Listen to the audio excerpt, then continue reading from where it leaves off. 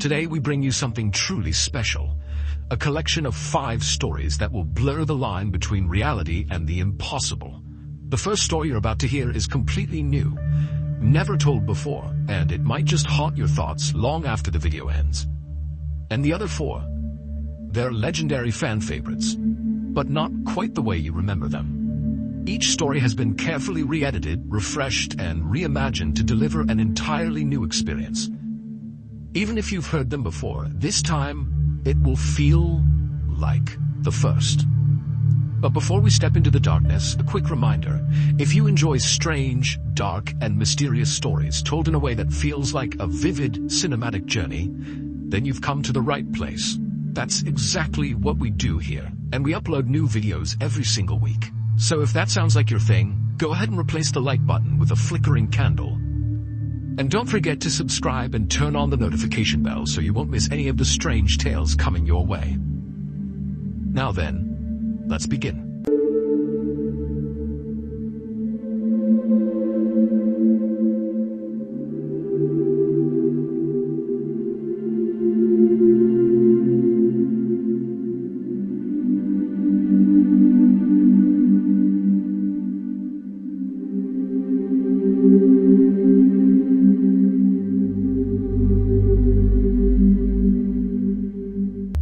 On the evening of January 13th, 2002, a 42-year-old man named Ronald Huff walked in the door of a studio apartment in the city of Newark, Delaware. He had just come back from visiting his grandmother, and now he was feeling really sick.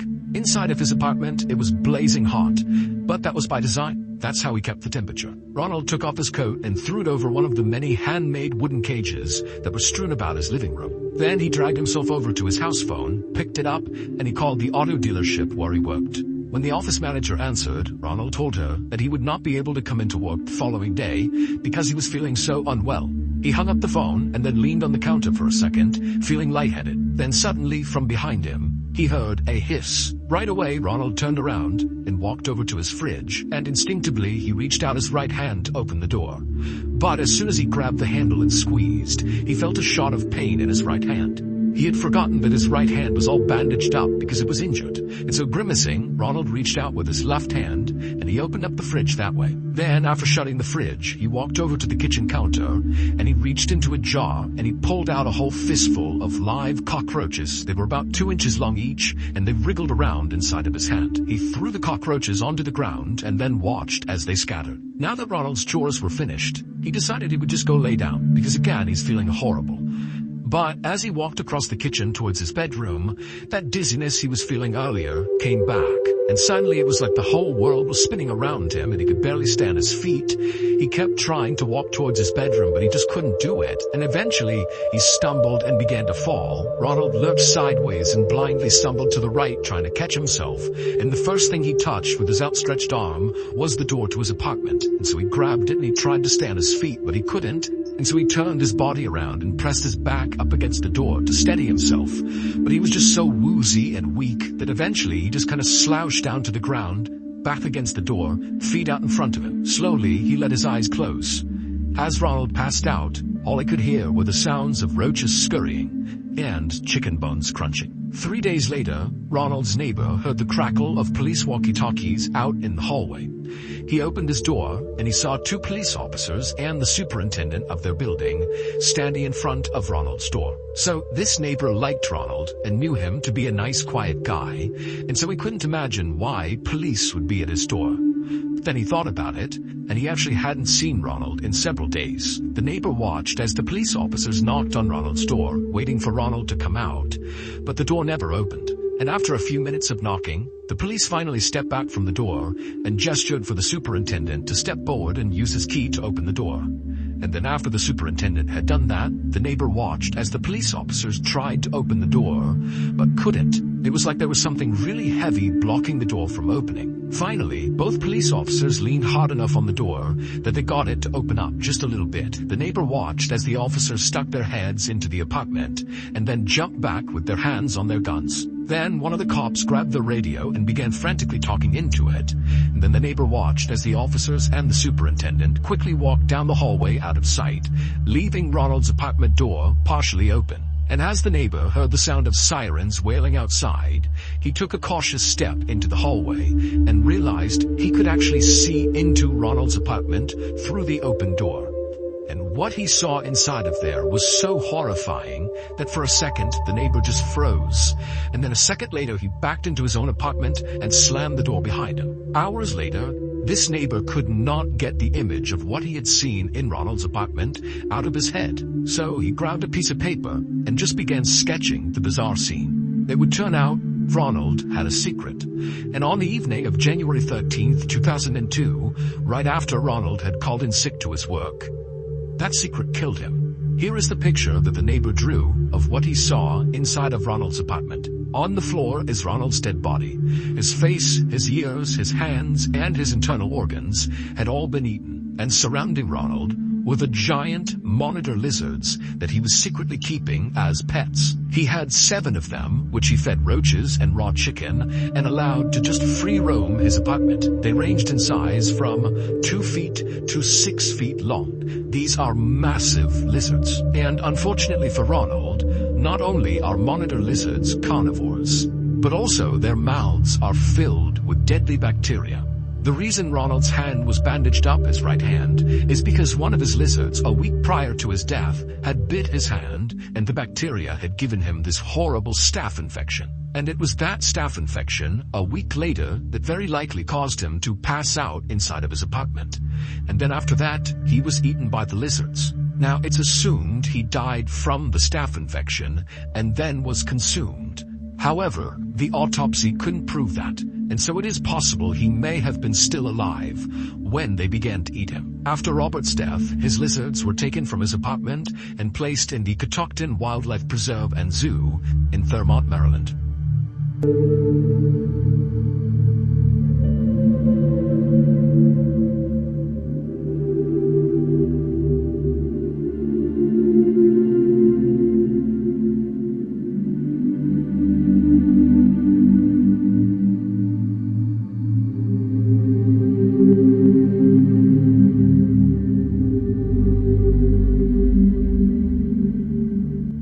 From the time Gareth Williams was a young boy, his parents knew he was extremely gifted. When he was just 17 years old, he achieved a first-class honors mathematics degree from a university in his hometown of Wales. A couple of years after that, he had his PhD from the University of Manchester in England. And after that, he was accepted into a postgraduate course at one of the most prestigious universities in the world, Cambridge. But he wouldn't finish that degree because his incredible academic achievements had caught the attention of Britain's intelligence agencies, and they began recruiting him. In 2001, when Gareth was 23, Britain's communication headquarters, commonly known as GCHQ, which is one of Britain's main intelligence agencies, offered him a job as a codebreaker. He eagerly accepted the job, dropped out of Cambridge, and then moved into a modest apartment in Cheltenham, which is the resort town about 88 miles away from London, where GCHQ is located. And there he would live and work for the next 10 years. Despite being an intensely private and shy person, Gareth was a highly valued team player whose genius in mathematics and technology helped his group win a number of Britain's highest awards for international code breaking. In 2009, one of Britain's other main intelligence agencies, the famous Secret Intelligence Service,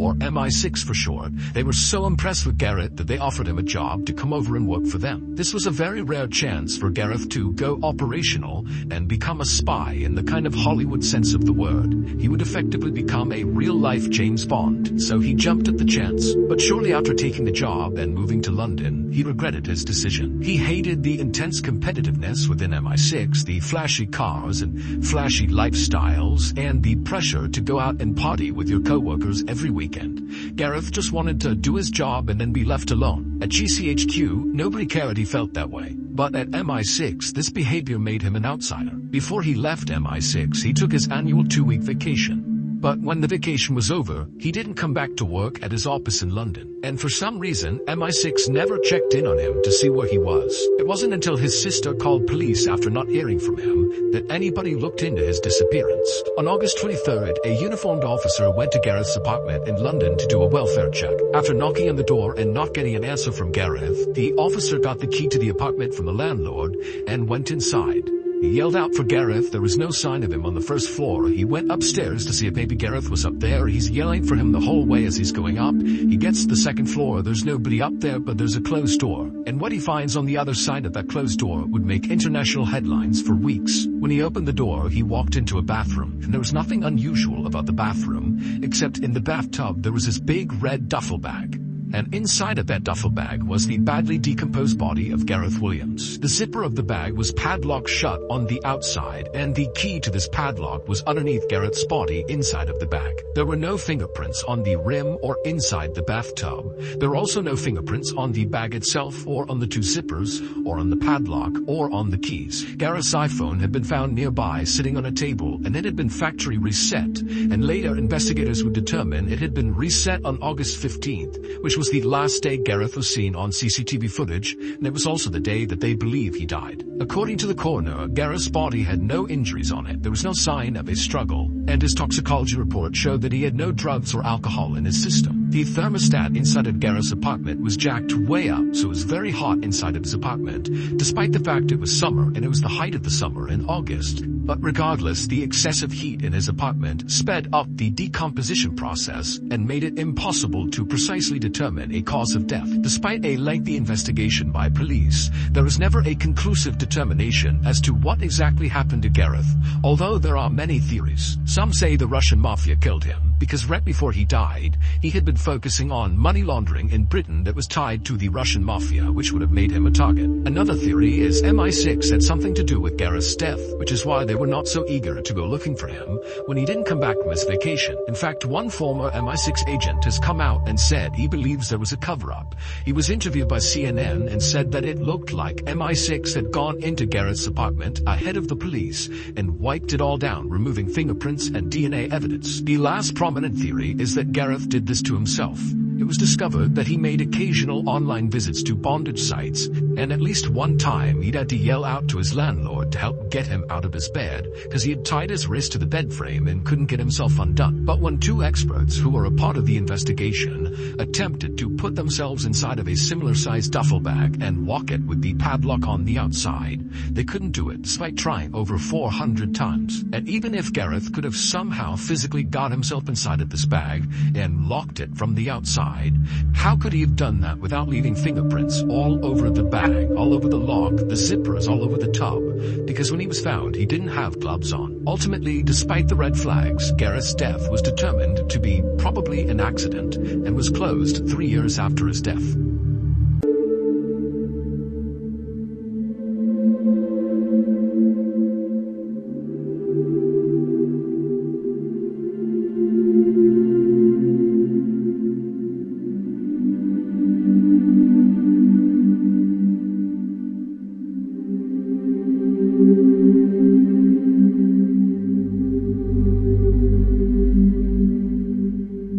Growing up, Pauline Dakin always suspected that there was just something off about her family, and years later she would find out she was right. In 1970, when she was 5 years old, her parents, Ruth and Warren, separated, and to Pauline it wasn't that much of a shock because her father, Warren, was a heavy drinker and he's extremely violent. But after they separated and Pauline, her mother and brother had moved into another house on the other side of Vancouver, Canada, Pauline noticed her mom started to act really anxious all the time, but she never knew why. When Pauline was 9, her mother told her and her brother that they were going to go on a vacation to Winnipeg, which is 1,000 miles away from Vancouver. And so they loaded up the van, they hopped in, and they drove all the way to Winnipeg. And when they got out, they went inside their new vacation home, and Ruth informed her children that they were actually never going back to Vancouver. And when Pauline and her brother said, "Why? Dad's still back in Vancouver. I want to see Dad." But Pauline said, "Sorry kids, this is the way it has to be, and when you're old enough, I'll explain everything." Confused and sad, Pauline and her brother began starting a new life in Winnipeg. Over the next 4 years, Pauline never saw her father, and so she lost touch with him.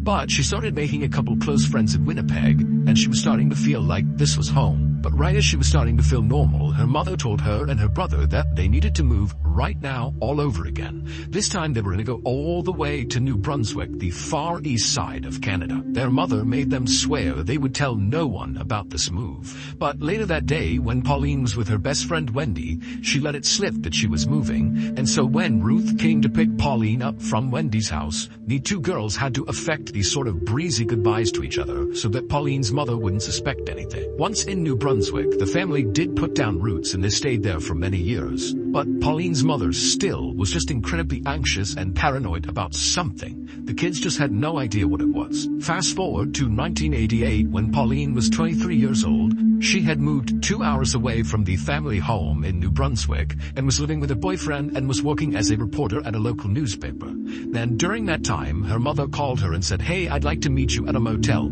I'm finally ready to tell you everything about your childhood." Pauline was really intrigued and excited. This was a conversation that was literally decades in the making. And so Pauline eagerly went to the motel. She saw her mother waiting outside, kind of pacing around looking very anxious. And so she walks up to her mom and she waves and she's about to speak when her mother just looks up at her, then puts her finger over her lips telling her to be quiet. And then she jams an envelope into Pauline's hands. And on the envelope it just says, "Don't say anything. Put your jewelry inside of this envelope. It's probably bugged. I will explain everything inside. Just please don't speak." And so now Pauline's really confused, but she did as she was told. She took her jewelry off, put it in the envelope and gave it back to her mother. And then the two of them silently walked into the motel, into the room where Pauline's mother was staying. When they went inside, there was a man sitting in the middle of the room that Pauline immediately recognized. It was the reverend of their church when they used to live in Vancouver. His name was Stan Sears, and Pauline's mother had been his secretary the whole time they'd gone to that church. Pauline always knew her mother and Stan were close friends, and in fact had kept in touch after they left Vancouver and were in Winnipeg and then New Brunswick. In fact, Pauline remembers periodically seeing Stan show up in Winnipeg and New Brunswick to visit with Pauline's mother. So it was a surprise, but not a total shock, when Pauline's mother confessed to her that in fact she and Stan had fallen in love. And in fact they had had a secret relationship from the time they lived in Vancouver. But this revelation was nothing compared to what Pauline heard next. Her mother explained that the reason they'd had to move so many times during her childhood was because Pauline's father, Warren, was actually a mobster and was a key member of an organized crime syndicate in Vancouver. Right after they separated, Pauline's mother found out she had a hit put on her head because the mob now believed that the husband could not control her anymore, and she knew too much. Stan also found out that he had a hit on his head because Ruth discovered that the mob wanted to kill him too, because they knew about their relationship. And then also, apparently Stan was counseling a man that was in his congregation that wound up being a mobster, and so the mob believed this man had given up critical information to Stan, making him even more of a liability. At first, Stan said he didn't believe any of this, but when he found out the man he had been counseling had been assassinated, he knew it was true. They decided not to tell the police and instead go into hiding together, because Pauline's mother knew what happened to families that snitched on the mob. They were made examples of. And so when Pauline and her family moved to Winnipeg and then to New Brunswick, Stan actually moved there as well in tandem, which is why Pauline had seen him periodically showing up at their house to visit with Pauline's mother. Pauline was understandably completely shocked, but at the same time she was kind of happy to have some sort of explanation for all the strange things that had happened in her childhood. And so over the course of the next several hours, Pauline sat in this motel room with her mother and Stan and asked them every question she could think of. And she discovered that whenever she came home from school and she found her mother furiously pulling all the food out of the fridge and the pantry, throwing it all away with no explanation, that was actually because they found out the mob had tried to poison them. Or these 6 different times Pauline was unenrolled from the school she was at and then moved to a different school across town, that was because there was a credible threat the mob had discovered where Pauline was going to school. And so by the end of the weekend, Pauline not only learned about this totally crazy past she had, but she also learned that she was still in danger. And so before Pauline headed back home, she asked her mother and Stan what she should do to stay safe. And Pauline's mother said, "Well, that's actually the reason we called you here now, because after all these years we were just tired of being in hiding, and so we've already spoken to the authorities, and they've moved us into a special witness protection program for families connected to the mob. When you enter this program, it's referred to as entering the weird world, where basically you're not really safe, but you have agents that follow you around that are undercover, that track what you're doing and make sure there's no assassination attempt on you." And before Pauline could even ask, her mother told her that as a measure of her and Stan entering the weird world, They asked that a couple of agents monitor Pauline and her brother even though they didn't know they were being monitored. At this point, Stan reached forward with the radio and he said, here's a radio that actually broadcasts to the agents that are following you pretty much all the time. But you should only use it if you're truly in a desperate situation. Because as soon as you call up for help, there are going to be people that are risking their lives to come save you. As Pauline is holding this radio, she looks at her mom and Stan and she says, well, what happened to Dad? Is he in jail? And at this point, Pauline's mother says, no, he's not. He's in the weird world too. And she handed Pauline a letter that was from her father addressed to Pauline. And it basically spelled out that he had been moved into the weird world and he was looking forward to Pauline joining them at some point when she was ready. So now Pauline has this radio and this letter and she's looking at her mother and Stan and she's just totally overwhelmed. And her mother just tells her, go home, think about what you want to do next, and if you want to join the witness protection program and join the weird world with us, just let me know and we'll make it happen. And so Pauline, who's in a total state of shock, gives her mom a hug and gives Stan a hug and says, okay, bye, I'll be in touch. And she leaves the motel and she gets in her car and she's about to back up when she looks and sees Stan running outside holding something in his hand. And so Pauline stops. Stan runs up to the window and he says, hey, I forgot to give you this. And he held up this round piece of metal that he told her was a GPS transponder. It was magnetized and she should put it out of sight underneath her car. And what it does is it constantly gives off her location to the agents that are following her. So if she was in trouble, it would be easier for them to find her. And so Pauline thanked him, put the transponder under her car, and Stan went back into the motel. And so Pauline went back home with the intention of just digesting this information, knowing that she was being watched, she had this radio, she was relatively safe, and her plan was to just give it a couple of days before she committed to joining the witness protection program and joining the weird world. But after only a couple of days, her paranoia was so high that she dumped her boyfriend, she quit her job, and she moved out of her house into a separate apartment, and she called her mother and said, I can't take it anymore, I feel totally unsafe, I want to join the weird world. Her mother and Stan were delighted at her decision, but they told her it wasn't a simple process getting into the weird world, that a lot of people were involved in her basically giving up her old life and entering this new one. And so Pauline's mother told her that she would be in touch with one of her agents, and they would contact Pauline when it was time for her to go. And in that time, Pauline met a new boyfriend, Kevin, who became her husband, and in conversations with him, Pauline started to doubt this whole mafia thing was even true. And so she decided, in order to find out if this really was a real thing, that the mafia was actually after them, that Pauline would need to set up a sting operation on her mother and Stan. And so Pauline called her mother and very convincingly told her that, oh my goodness, someone just broke into my apartment. I think it was someone from the mafia. I don't know what happened, but can you tell me what to do? Should I call the police? What do I do? And her mother said, no, don't call the police. Whatever you do, don't call the police. I'm going to get in touch with Stan and see if he knows what to do. And just a couple of minutes later, Pauline's mother called back and said, okay, honey, I spoke to Stan and he spoke to the undercover agents that sit outside your house and have been watching you for all these years. And they said that, yes, unfortunately, not one, but two men from the mafia broke into your house today. But luckily, they went up, they grabbed them, they're in custody, so you're safe now. And Pauline said, Mom, I made that up. No one's been in my apartment. I've been here the whole day. I lied to you. No one broke in. And it was at this point that Pauline realized her mother and Stan had been living a lie since she was 5 years old. There was no mafia. Her father was not a mobster in some Vancouver crime syndicate. It was all made up. It would turn out Stan was suffering from something called delusion syndrome, where totally normal people that are totally lucid and have normal lives have one distinct delusion. And sometimes that delusion is not a big deal. But sometimes it is, like they believe the mafia is after them. And during his relationship with Pauline's mother, he passed on his delusion to her through something called folie à deux, which translates to madness for two, which is shared delusion syndrome, where someone who's delusional, who's a dominant personality, can pass that on to a subordinate personality. After confronting her mother and then also confronting Stan at a later date, neither of them said, this is a lie, you're right, you caught us, because they believed it, and they took to their graves the belief that the mafia was after them. Their biggest concern, after Pauline said this isn't true, was not that they had been exposed as potential frauds. It was that, oh no, Pauline's gonna expose herself to the mafia because she's not using her GPS transponder or her radio or living in the weird world with us. She's gonna get assassinated by the mafia. And so even though Pauline never got an apology from her mother or got to really made talk about the insanity of this whole situation because, again, her mother and Stan took to the graves the belief that the mafia was in fact after them. Pauline ultimately made peace with the situation by writing a best-selling memoir called Run, Hide, Repeat. It is linked in the description below. Check it out.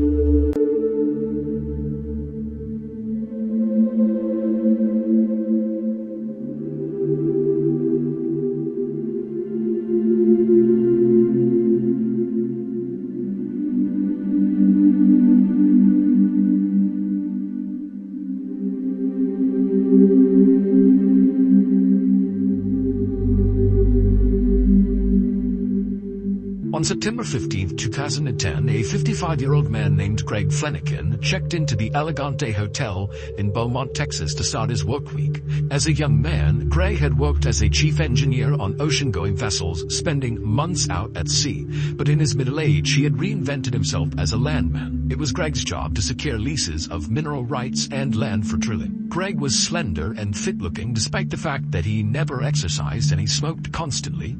He kept a close-cropped white beard and he had the leathered skin of a lifelong outdoorsman. Every Monday morning, Greg would make the 2-hour commute in his pickup truck from Lafayette, Louisiana, all the way to Beaumont, Texas, where his company would always rent him a room. The hotel itself was neither good nor bad, but to Greg, he didn't care. He just needed a bed and a TV. Once Greg walked inside, he had a bathroom immediately to his right, and then a little bit farther in was the main section of the hotel room, which was very basic.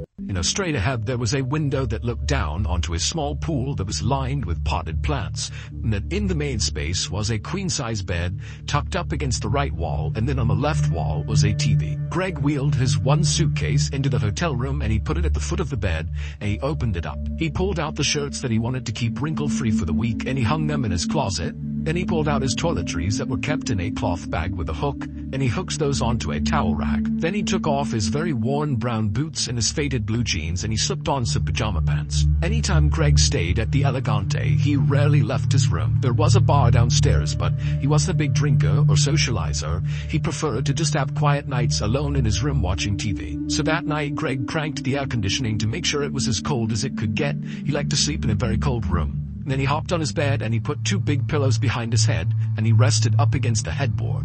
And then he took a towel and he laid it out next to him. And on the towel was his ashtray, his cigarettes, his lighter, his phone, the TV remote, and a candy bar. Then he picked up the TV remote, turned it on, flicked through the channels until he landed on one that was playing Iron Man 2, and he thought good enough, put the remote down, picked up his candy bar, opened it up, he ate a piece of his candy, and then he grabbed a cigarette, lit up a cigarette, and he began smoking. The following morning, Susie, Greg's wife, did not get a call from her husband, and he always called her every morning that he was gone. That was their routine, and this was a big break from their routine. And so she tried calling him, and his phone rang and rang and rang, and he never picked up. And so then she called his Beaumont office, and he didn't pick up. But after the second or third time she called, his coworkers picked up the phone, and they said, hey, Greg's not here. He hasn't come into work yet. And Susie felt concerned. She felt like something was wrong, and she said, do you guys mind just going to his hotel room and knocking on his door and making sure he's okay? And they said, sure, we'll go over there. So the 2 coworkers head over to the hotel. They knock on Greg's door. He doesn't answer. And so they go down and get the manager, who comes up and opens Greg's door, and right away they find Greg lying dead in the middle of his hotel room. The way Greg was positioned when they found him, it looked like he had fallen to his knees and then fallen again onto his face, and his left arm got kind of tucked underneath his body, and still in his 2 left fingers was a cigarette that had not fallen from his hand, that had burned down to the wick. The room was exceptionally warm, and Greg's skin was grayish blue. Immediately after seeing Greg, the 2 coworkers called 911. Shortly after the ambulance arrived at the hotel, Detective Scott Apple arrived in his cruiser. Apple was a short guy, very, very fit. He had silver hair that he spiked up. He looked 100% cop, and he worked basically 24/7. When he got up to room 348, there was no sign of a break-in. Nothing had been disturbed inside of the room, and there was no blood or obvious wound on Greg, with the exception of a slight abrasion on his cheek when he came down and hit his face on the rug. He looked around the room and he found Greg's wallet that was sitting in the back pocket of his jeans, and there was hundreds of dollars in his wallet that had not been taken, so he ruled out robbery. He went out into the hall and he began interviewing the other occupants of the surrounding rooms, and no one had heard anything and no one had seen anything. He went back into the hotel room and he began looking around for drugs of any kind or any substance that Greg might have taken that could have contributed to his death, and there was nothing. No prescription pills, no alcohol, nothing. Later that day, after the family had been notified of Greg's passing, his grief-stricken wife, Susie, called Detective Apple, and she said, my husband did not take good care of himself. He had a terrible diet.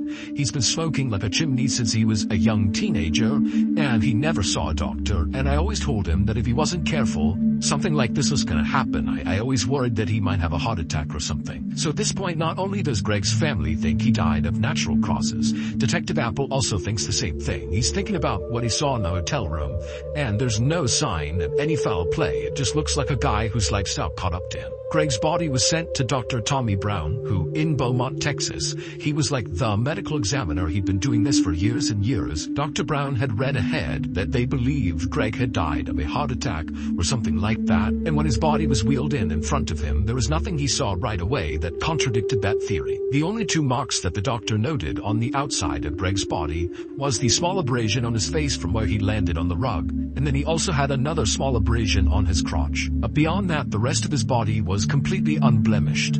When he looked inside of his body, it looked like someone had literally just crushed his insides. His torso was full of blood. Food from his intestines had been ripped outside.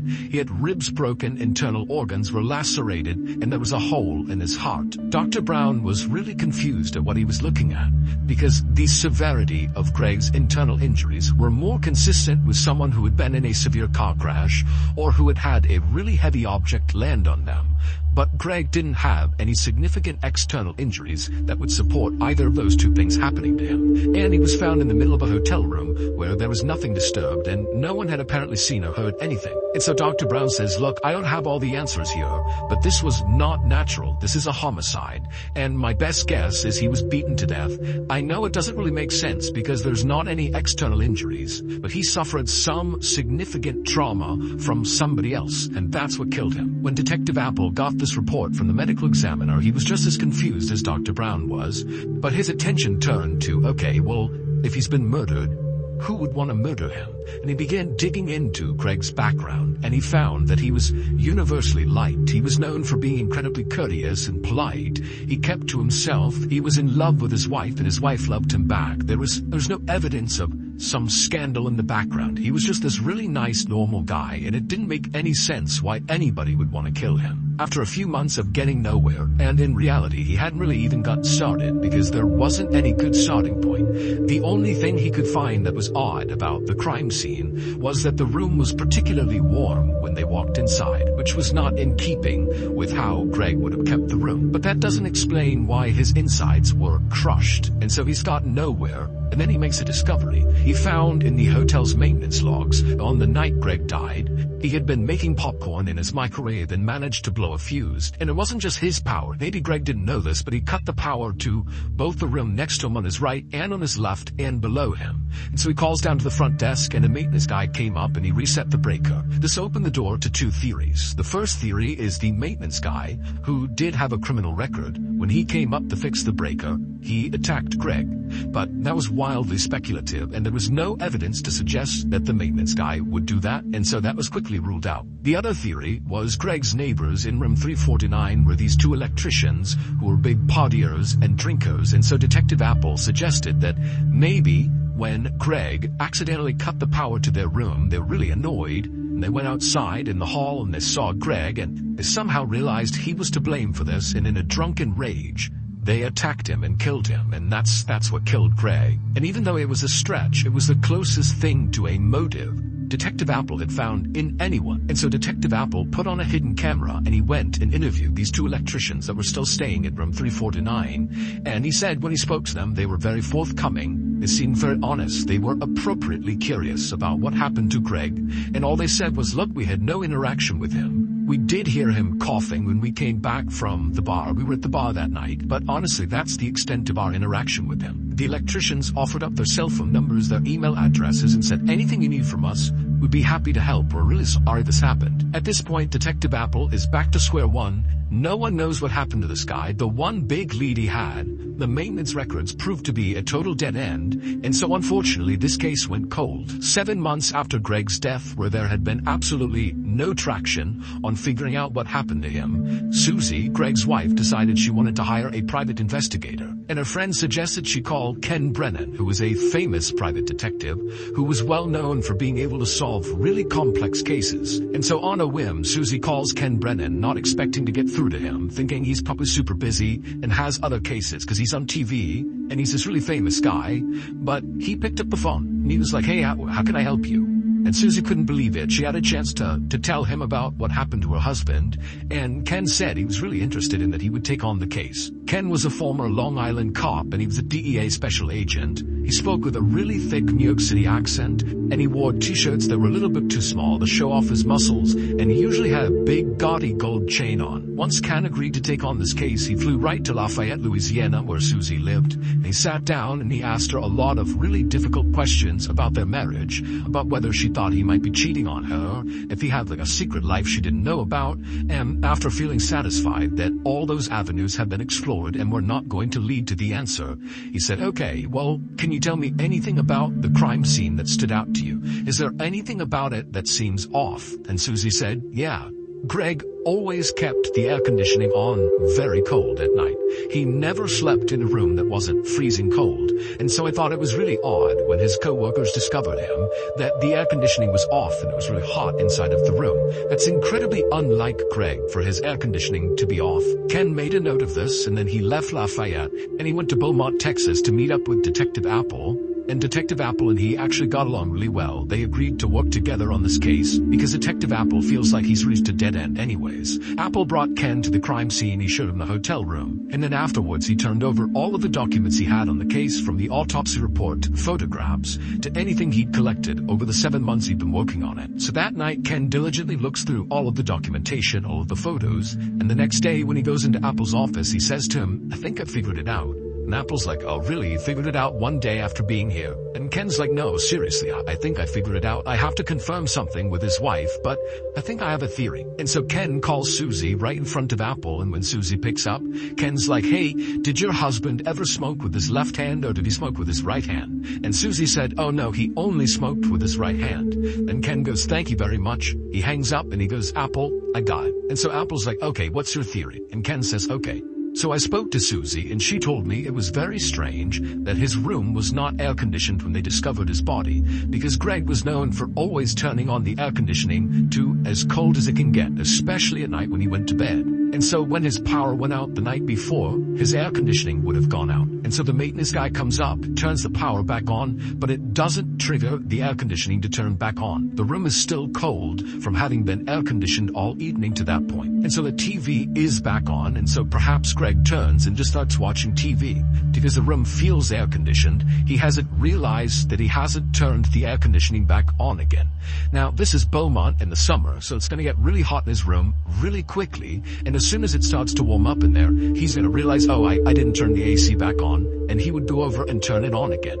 And so because the air conditioning wasn't on, and we know that the power was restored at 8:30, then he must have died after the power was on, but before it got warm enough in the room for him to recognize he did not turn the AC on, which means he would have died somewhere between 8:30 and 9 p.m. at night. And so Apple's like, "Well, that's pretty impressive, except that doesn't really help us figure out how he died or who killed him." And Ken puts his hand up and he says, "I know, I'm just building the whole picture here. Okay, so we have him dying between 8:30 and 9, and I don't think he was beaten to death. I think a lot of people want that to be what killed him, because it's kind of the only thing that might make sense, but I say it definitely doesn't make sense because of the cigarette. Now, we found that cigarette in his left hand, and I talked to his wife, and she said he only smokes in his right hand. And so what I think happened is the power came back on at about 8:30, which is what the report says. The TV turns back on. Greg doesn't turn the air conditioning back on. He sits on his bed, he's watching TV, he lights up a cigarette, and he's smoking with his right hand. And then something happens to him, which I'll get into my theories on that. and he jumps off the bed and he starts making his way to the door to get help. And he transfers the cigarette from his right hand to his left hand so he can use his right hand to turn the doorknob and open the door to safety. But he doesn't make it. He falls to his knees and he falls to the ground and his cigarette stole his fingers and he dies. And Apple's like, you know what, that's pretty good. It makes a lot of sense. But the crucial missing piece here is, well, what was the trauma he suffered that caused him to jump from his bed and run to the door and then ultimately die? Ken's like, I got a theory on that too, but I gotta be in the hotel room to see if it's true. So Apple and Ken go back to the hotel room. When they get there, Ken goes inside and he starts walking around looking at the ceiling, the wall, the ground, and then finally he stops when he's looking back towards the front door leading back into the hall, and he points at the wall and he says, there. And Apple looks at what he's pointing at, and it looks like there had been some patchwork on the wall in the same spot where the doorknob, when it swings open, would hit the wall. And so Apple's looking at it and he's like, that's just from the doorknob. And so Ken takes the door and he opens it all the way to where the doorknob is pressed against the wall. And it's to the right of this patchwork, meaning this patchwork is not connected to the doorknob. Apple was confused and was about to ask questions, and Ken was like on a roll, and he said, hold on. And he goes outside, he goes next door to room 349, they go inside, and Apple walks in the room and he's watching Ken do his work, and Ken's rubbing his hands all over the wall, and eventually he stops. And he looks up at Apple, and he takes his finger, and he pushes on one spot in the wall as Apple is watching, and his finger goes right in. And what he pushed on was this little chunk of toothpaste that had been wedged in this little tiny hole in the wall, and he pushed it through. Apple brought in a crime scene investigations unit who carefully excavated both sides of this wall, and they shined a laser from 349 into Greg's room, and the trajectory of the laser going through this hole lined up perfectly with where Greg would have been sitting on the bed, smoking cigarettes, eating candy, watching a movie. So Ken and Apple go back to medical examiner Dr. Brown, and they say, look, you missed something because Greg got shot. And unfortunately, Greg's body had already been cremated, but they did have the pictures to look at from the autopsy. And sure enough, they find that little tiny laceration in his crotch was actually an entrance wound. And then when Dr. Brown pointed out there was a hole in the heart that kind of lined up with the trajectory that bullet would have been traveling through his body, Dr. Brown realized he had made a mistake and he changed the autopsy report to reflect a gunshot wound. Ken and Detective Apple re-interviewed one of the electricians that had been in room 349 that was in the room where the gunshot had originated from. His name was Lance. And when they brought him in, they said, this is totally routine. You know, it's been 7+ months since Greg's death. And what we're doing is any of our witnesses, we want them to sign a statement, basically attesting that this is what I saw or didn't see. And so they had prepared a statement that basically lined up with the first thing he had told police, which was, I didn't hear anything, I didn't see anything. And they said, is there anything you want to change about your story, or is this exactly what you saw and heard? And Lance said, yeah, that's exactly, I don't know anything. I wish I knew more, I'm sorry. And they go, all right, well then can you sign this document saying that you don't know anything and you didn't see anything? And he said, yeah. He signs the document. And then Ken's like, all right, gotcha, because we know a gunshot was fired from your room, and that's what killed Greg. And so you need to tell me who shot the gun, otherwise I'm taking you to jail for submitting a false police report. At this point, Lance crumbles and the truth comes out, and he said that he and the other electrician in the room with him, whose name was Muller, they were goofing around and drinking that night, and Muller went out and got his pistol from his car, and he brought it in, he was goofing around with it, and Lance was saying that he was trying to get him to stop doing that, but he kept goofing around with the gun, and at one point, he aimed the gun at Lance, and Lance kind of batted it away from him. He dropped the gun, it landed, and it went off, and they saw where the bullet hole was. They saw it was into Greg's room, and they both froze, and they listened to see if anybody had reacted to this gunshot. And he said they didn't hear anything for a long time, and that made them believe that no one was in the other room, that no one was in Greg's room, and that they were in the clear. And so they left and went to the bar. They didn't even think to check on whoever was in that room. And when they came back, they said they heard Greg coughing in his room, and that further confirmed that he must not have been in there when they fired the shot, and he's totally fine, and they are totally in the clear. The next day, Lance said when they saw his body being taken out, at first they did think, oh my goodness, this is us, we did this. But they overheard Detective Apple walking around interviewing people saying out loud that, yeah, we think this is natural causes. Yeah, looks like a heart attack. This is probably nothing. I'm sure it's nothing. And they were like, oh phew. It's not us. And so they actually believed it was just a coincidence that on the same day they're firing a rogue bullet into Greg's room, that Greg had a heart attack and died separately. But Lance would say that somewhere in the back of both of their minds, they knew they probably had something to do with it, and so they covered their tracks and they put toothpaste in the wall to cover up the hole, and they hid the gun, and they intentionally kept information from the police. And so ultimately Muller, the owner of the gun, the one who really instigated that night waving the gun around, the one who actually dropped the gun, he was charged with manslaughter and was given 10 years in prison.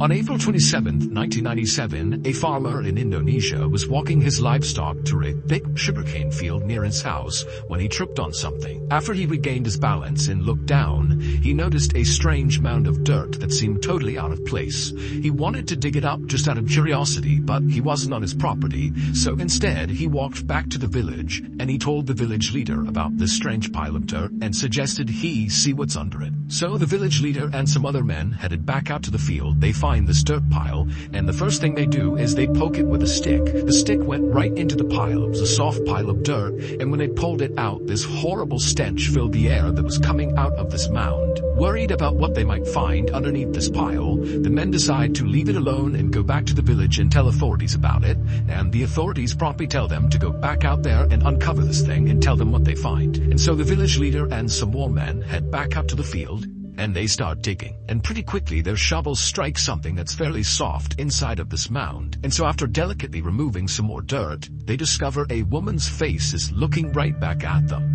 It appeared she'd been buried up to her neck, and then someone had just thrown dirt on top of her head. At this point, the authorities did come out, and they were able to identify the body as belonging to a 21-year-old local woman named Dewey. After asking around the village about this girl, the police determined the last time anyone had seen her was 3 days earlier when she had left her house to run an errand. But after that, no one knew what happened to her. Just a few hours after Dewey's discovery, a 15-year-old rickshaw driver came to the police with additional information. He said 3 days earlier, on the evening of April 24th, so the same day the people had seen Dewey last, he said she had come to him to ask for a ride. And when she got into the rickshaw, he asked where she wanted to go, and she said she did not want to tell him specifically where she was going. Instead, she just wanted him to drive in a particular direction, and she would give him more information about how to get where she wanted to go as they got closer. And so this really intrigued the driver, and so after he began going in this direction, he turned to her again and said, can you tell me anything more about where we're going? This is really weird that you're not giving me any more information. And so finally, Dewey relented, and she told him she was going to see the shaman. A shaman, in simple terms, is someone who uses magic to cure the sick. The driver did think it was odd that this girl was going to see the shaman in the middle of the night and she was being so secretive about it, but after he dropped her off, he hadn't given it much thought until he found out she had died. The police approached the shaman, who was 45-year-old Ahmad Siraji, and they asked him if he had been with Dewey on the night of April 24th. Initially, Siraji said no, he had not been with her and he had no idea what happened to her. But after police searched his house and found Dewey's belongings inside, Siraji said, okay, I've been lying and I have a confession to make. And he would very nonchalantly tell police that not only had he killed Dewey, he'd also killed dozens of other women the same way and buried them in the sugarcane field. And so the police went out to the field and started looking around, and they found all these mounds of dirt all over the place, and under them were women buried up to their neck.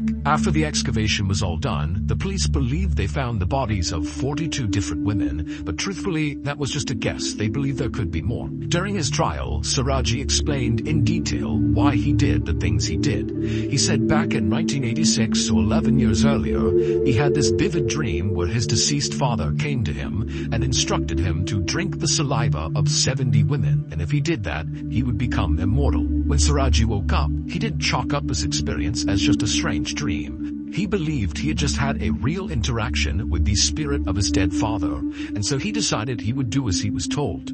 But his father didn't explain to him how he was going to extract the saliva from these 70 women. And so after thinking about it for a couple of days, Siraji decided the most efficient way to do it would be to just kill the women and then forcibly take their saliva. To find his victims, Siraji began telling people in his village that he had supernatural powers, that he was able to grant women specifically everlasting beauty and riches. And many people believed it. And so as this rumor spread not only around his village, but to surrounding areas, lots of women heard about it and came to him and requested his services. He would tell them to come back later that night when it was totally dark and to not tell anyone where they were going. Once they arrived, they would come inside of Siraji's house and they would pay him a fee that was roughly equivalent to $300. And then he would tell them he needed to perform a ritual to give them their beauty and their riches. And so they would leave his house, they would cut through a cemetery, and they would enter into that sugarcane field. And they would walk for a while until Siraji stopped them. And he would hand the woman a shovel and he would tell her to dig a hole in the ground. And he would assure her this is part of the ritual. And so he would stand there as she dug the hole until it was about waist steep.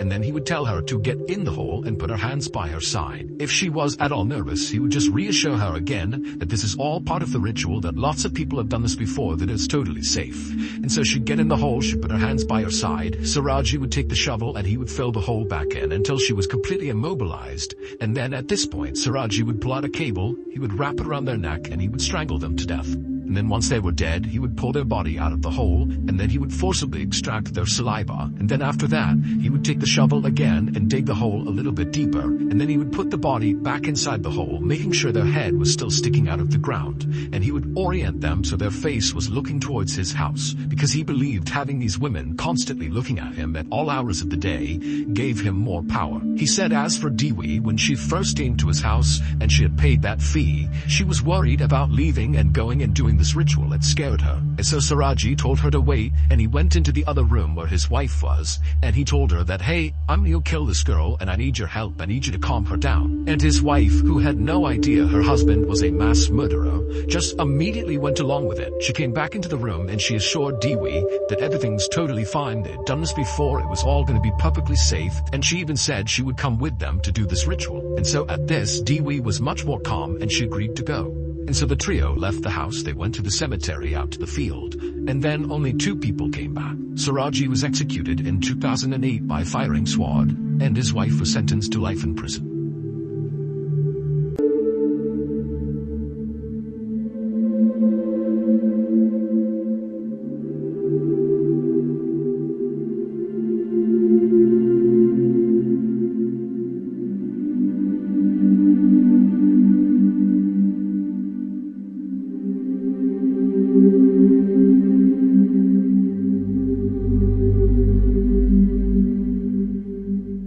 On July 20th, 1968, a small fishing boat called El Fausto took off from their port on La Palma Island, which is part of the Canary Islands, which is a Spanish archipelago, and they took off for El Hierro, which was another island about 50 miles to the south. On board El Fausto were 3 very experienced fishermen and sailors. They were the brothers Ramon and Eliberto Hernandez, as well as their cousin Miguel Acosta. Their trip to El Hierro was uneventful. It took about 7 hours. They arrived at the port in the early evening hours, and they unloaded their cargo onto the island, which was actually explosives used in agriculture. So they unloaded all that, and then the 3 of them went to get some food and relax for a few minutes before they came back to the dock and began preparing to leave. So that evening, as the 3 men are standing on their boat, repacking the ship and getting ready to leave in the next few minutes, they see this man running down the dock who's frantically waving at them, trying to get their attention. And so they stop what they're doing and they beckon him over and say, what would he need? And the man introduced himself as Julio Garcia. He was clearly very upset. He was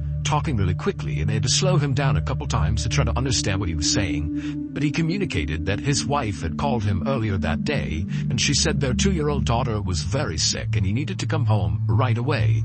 And he ran down to catch the ferry back to his home island of La Palma, so the same island these 3 men are from.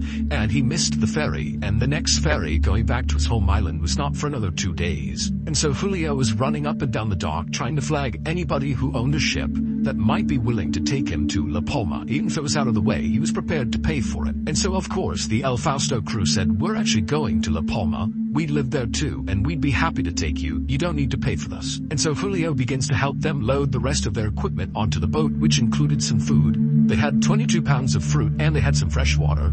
And then once everything was loaded up, they undid their lines and they set sail for La Palma. They took off at about 2:30 in the morning on July 21st. The water was very calm during their return trip. The only thing they had to contend with was a light mist that formed over the water in the early morning hours right after the sun came up, but that really wasn't enough to affect their ability to navigate. But even if the mist was more severe than people realized, Ramon, Eliberto, and Miguel were very experienced sailors that in fact had been sailing on this particular stretch of water ever since they were teenagers, and they had navigated these waters in far worse conditions and had always managed to get through it. But at 10 a.m. that morning, when the Fausto crew was supposed to arrive at La Palma, they didn't, and the owner of the boat itself was waiting at the dock for them, and when they didn't show up, he wasn't overly concerned because he knew these three men. He regularly went out on this particular boat with them. In fact, he normally would have gone on the trip to El Hierro with them, but he had commitments on La Palma, so he didn't go. And so he's not particularly worried about them. He figures they ran into some mechanical issue,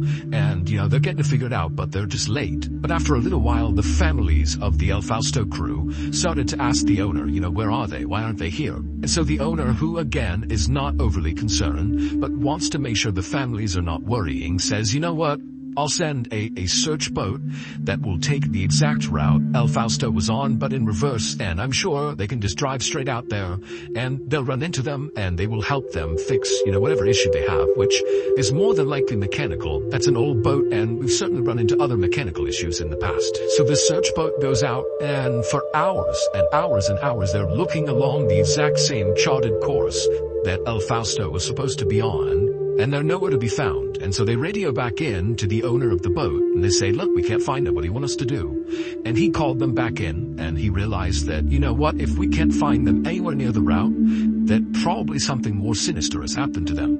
And it was at this point that he got in touch with authorities, and they launched a much more formal search and rescue effort. Planes and boats spilled out over the sea to look for El Fausto and her crew, and everybody who was looking was operating with an enormous sense of urgency, because anybody who was looking had been told, these guys don't have much in the way of supplies. They have 22 pounds of fruit, and they have a very limited freshwater supply.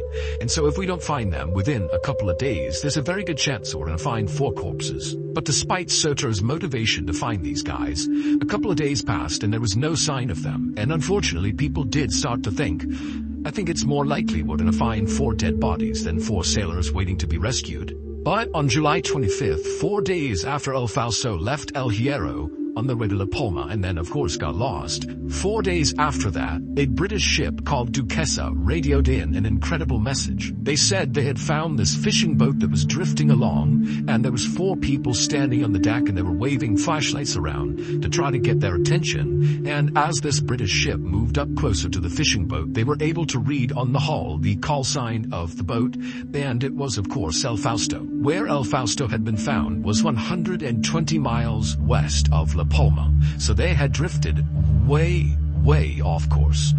But once they pulled up alongside of them, they could see that not only were the 4 crew members alive, they actually seemed like they were in pretty good spirits. They certainly were dehydrated and were very thankful to get some water, and they were starving, and they were obviously pretty freaked out because they had just been adrift in the middle of the ocean and probably were realizing that this could end really badly for us. But beyond all that, they seemed okay. And very quickly that message was passed to friends and family of the El Fausto crew back on La Palma, who's waiting anxiously to hear any news about their loved ones. And when they were told they had been found and they were alive, they were overjoyed because they thought they were dead. But after the initial transmission had been sent out by Duquesa saying, "Hey, we found the crew and they're alive and they're good," well, a couple hours went by and the Duquesa sent another transmission that was very strange. They said the crew of El Fausto was refusing to be towed back home. They were saying that our boat's just fine, we're good, we just need a couple of supplies and we'll be on our way.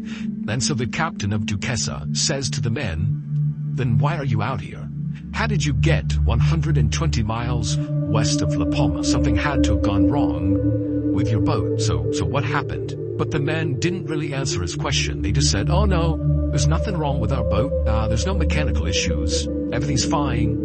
We appreciate your offer, but we just need a couple of supplies and we'll be on our way. Even Julio, who had made this special effort to get home to his sick daughter and to see his wife, even he is saying, no, we don't need a tow, we're good. And so the captain of the Duquesa is looking at these guys thinking, what am I missing here? You just drifted 120 miles away. You probably should have died. You're very lucky that we happened to find you in the middle of the Atlantic Ocean. Had we not found you, you probably would have died of dehydration in the next couple of days. And so we found you. We're offering to bring you to shore to guarantee that you will get to see your sick daughter and to see your wife and for you all to see your families and your friends. And you're telling us to leave, and you're telling us that there's nothing wrong with your boat when clearly something happened. But the captain of the Duquesa could not convince them to get towed in. They were totally not going to do it. And apparently they were very polite about it. They said, look, we really appreciate the offer, but really our boat is just fine. We just need some food, water, cigarettes, and some fuel, and we'll be good. And so ultimately, the crew of the Duquesa obliged their request, and they gave them 18 hours worth of fuel along with a whole bunch of cigarettes and water and food. And they watched as the four men sailed east towards La Palma, and they were waving the whole time. Everything seemed fine. And then they vanished over the horizon. And the captain of Duquesa would call in over the radio that based on where they were and how close they were to La Palma, they should expect to see them arriving at port at about 7 p.m. that night. Back on La Palma, friends, family, and hundreds of other people from the island went down to the dock and were drinking wine and having a big party, celebrating the imminent return of their friends and their loved ones.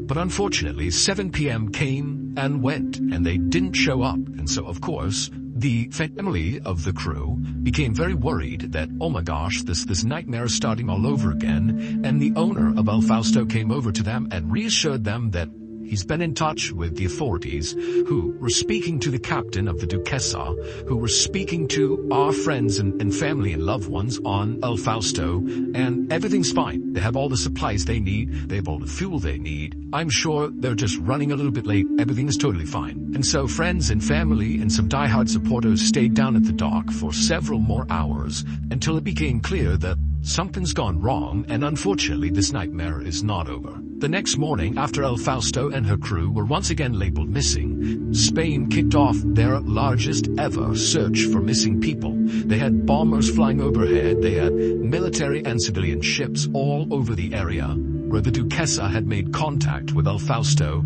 They had so many people combing the water, so many planes overhead, and for 2 weeks they looked everywhere, and they couldn't find anything. And finally they had to call it off, and they said, look, we don't know what happened to them. And they declared them lost at sea, which basically meant we think they're dead, but we'll probably never know for sure. 2 months later, on October 9th, an Italian merchant ship called the Anna de Mayo, who was on their way to Venezuela, spotted a small fishing boat way off in the distance that was just bobbing around aimlessly. And the first thing they noticed was, this ship is far too small to be making a cross-oceanic voyage. They shouldn't be out here. And as they got closer, they could tell that there was no one standing on deck or in the cabin. There's no one driving this boat. And so finally they got so close they could read the hull, and it says El Fausto. So the Anna de Mayo pulls up right alongside El Fausto. They tether themselves together so it doesn't float away.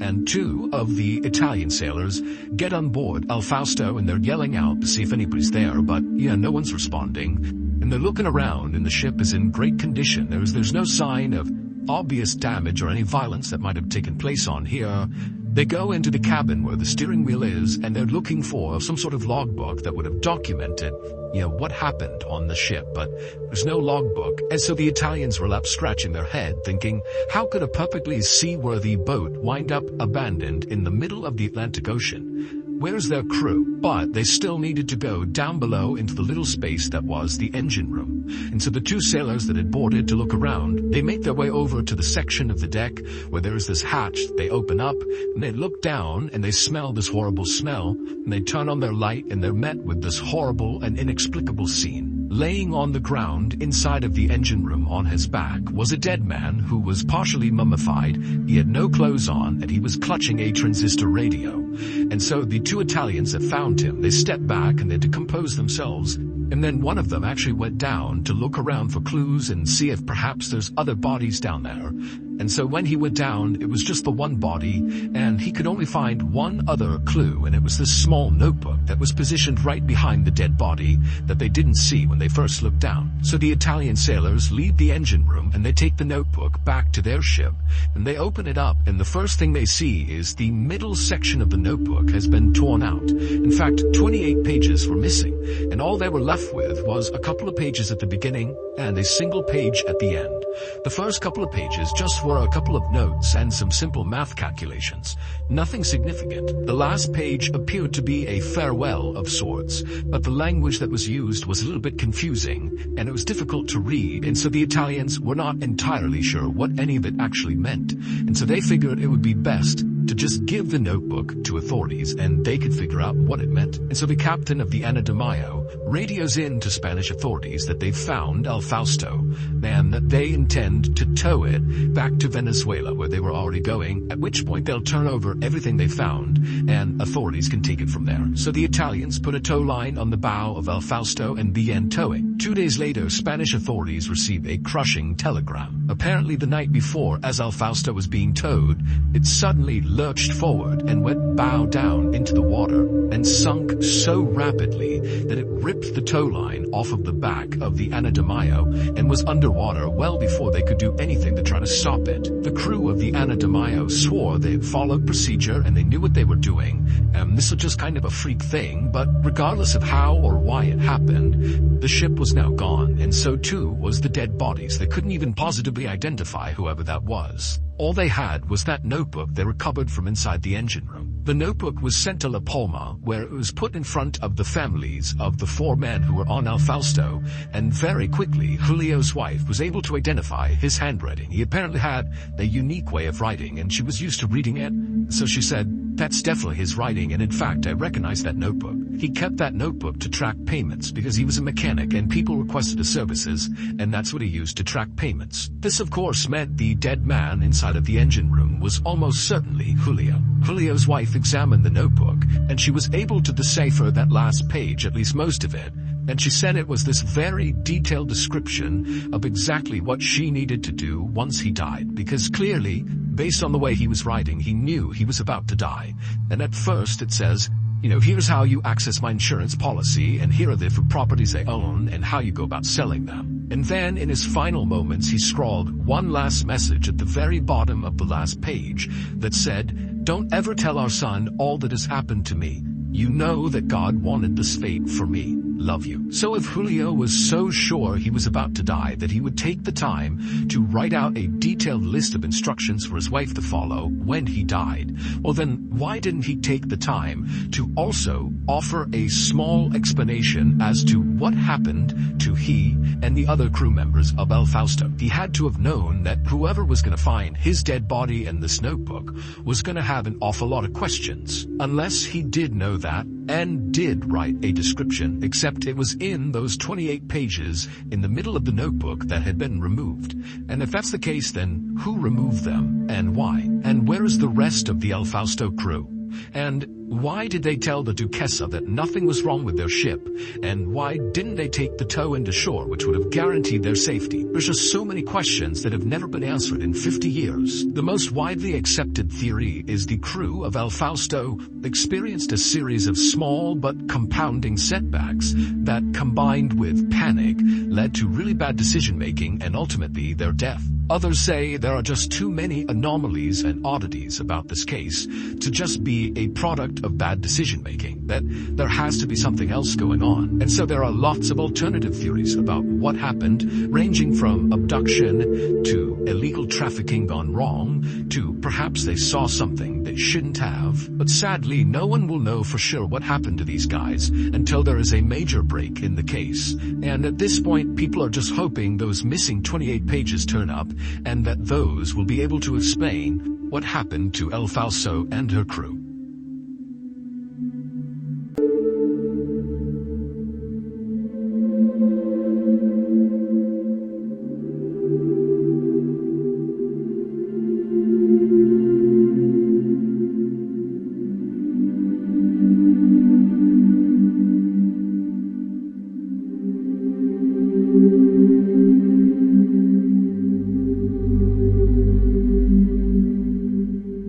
And that brings us to the end of today's strange journey. 5 stories, each carrying a piece of truth, or perhaps something far beyond it.